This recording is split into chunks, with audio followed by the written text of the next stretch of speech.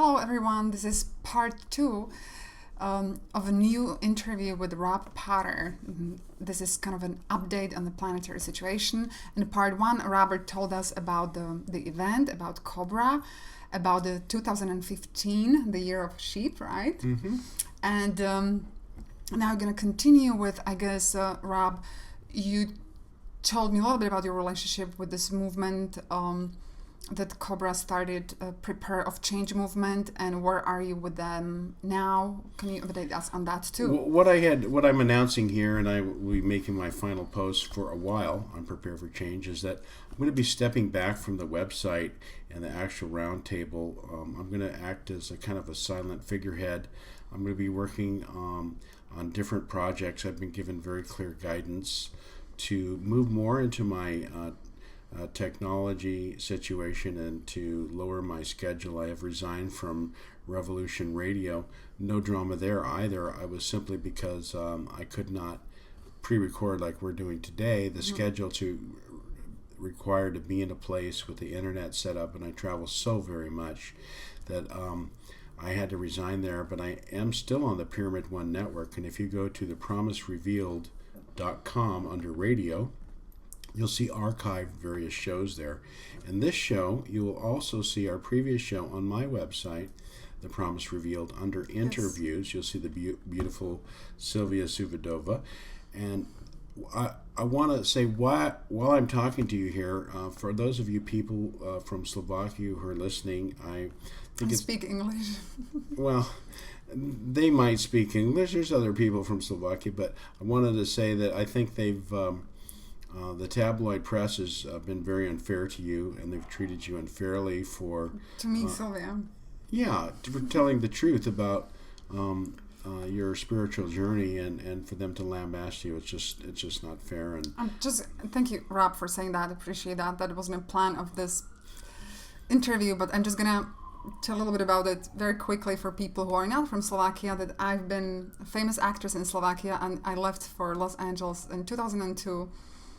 I've been in an Oscar-winning film, Kolia, and that what brought me here, because someone saw me in that film, and I went on my spiritual journey very deeply. And in 2012, I started to record spiritual videos in Slovakian language, and they became viral in Slovakia. And from that day on, the press, the media is on me, and they always create a different cause. And Rob knows that sometimes it's not easy, because when it's like this mass psychic attack, it's very hard, and I needed to stay in bed sometimes even for 2 weeks in a row. That was at the beginning when they called me mentally challenged and crazy and on drugs. And it was actually through Cobra seminar in 2012, my first meeting with Cobra and Rob, where the group of people were helping me and held me in the light, because it was a massive attack, and my family was taken in a very hard way back in Slovakia. It's better now. I was there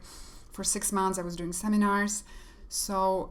But I created a lot of changes in Slovakia, and yet I still kind of pay hard for that.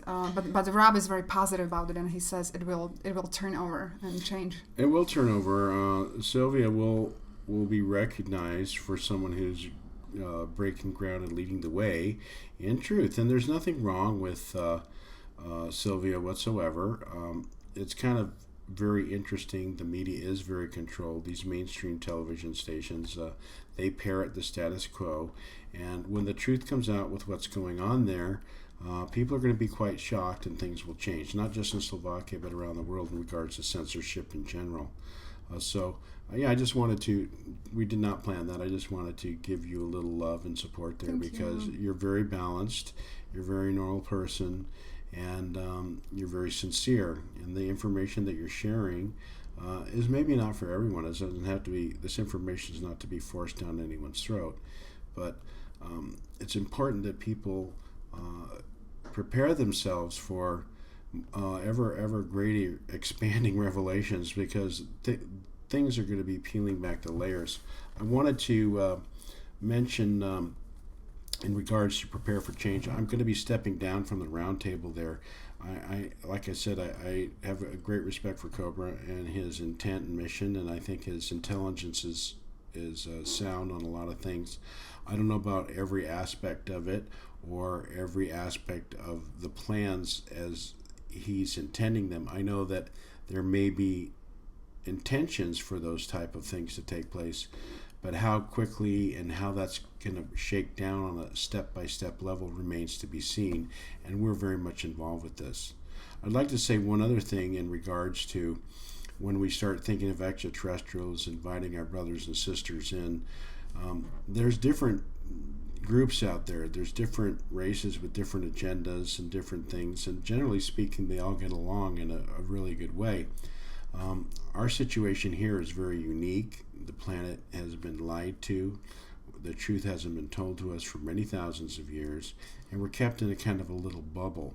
And this quarantine must be broken through a divine intervention, so to speak, of a removal of a very hostile technology that's in place that works on the society through cell phone towers, prion crystals, fluoridation of water, vaccinations, extremely low frequencies, sending signals and frequencies to the human consciousness field, media that incessantly bombs people with violence and sex and a lack of respect for nature, depleted uranium, nuclear waste, fossil fuels. The negative things could go on, but how many beautiful things do we think about and do we have in the world? We have to focus on that, and we have to enhance that.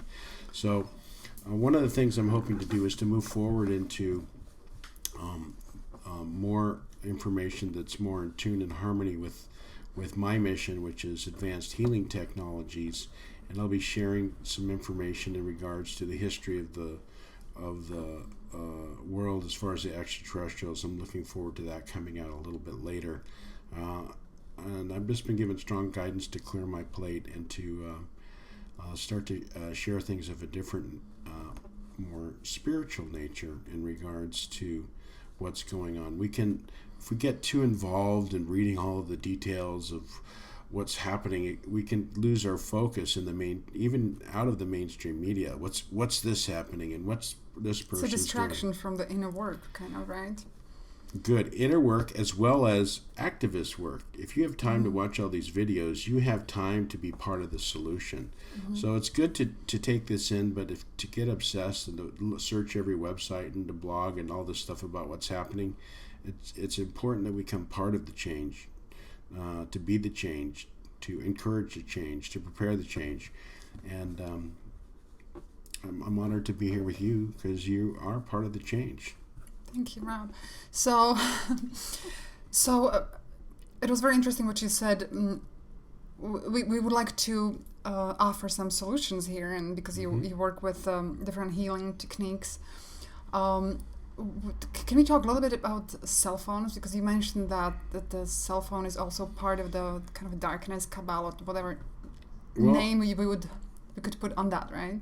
Well, here's the situation. Back from the early days in the Montauk Project and some of the more advanced radar sets, they were noticing that this is actually an extraterrestrial reverse engineered technology that's been given to the Earth-based representatives who have hidden this technology and used it to their advantage against the populace.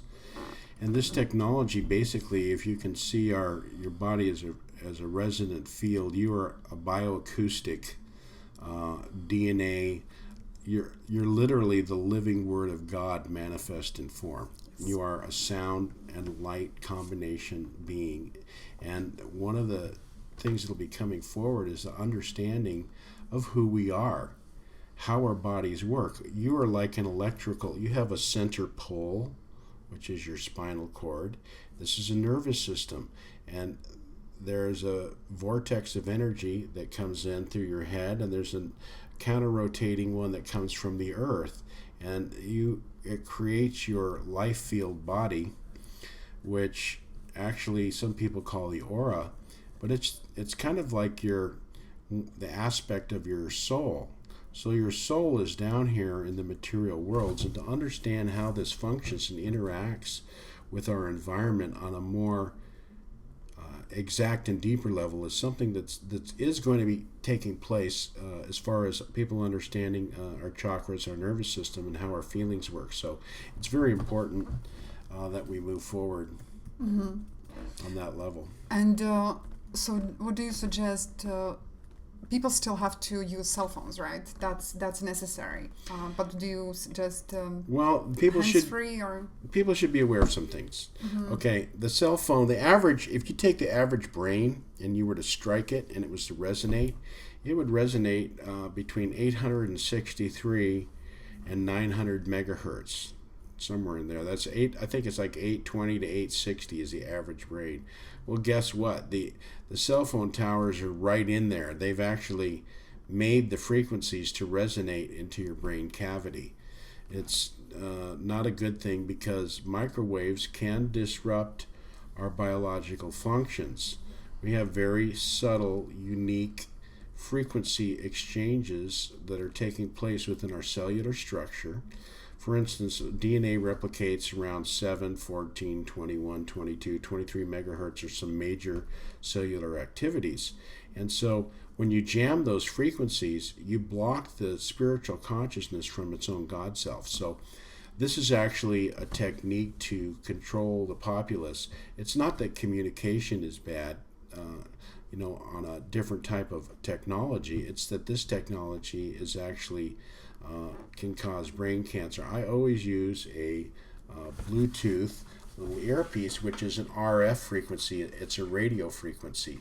So that's always recommended that you get something like this and you keep your phone away from you. This is like a radio. Now, that's not probably great to have a radio frequency next to your ear either, but it's better than to have a large cell phone close to you. I keep it away from me, and I do auto. I tell it to call. So there's things you can do.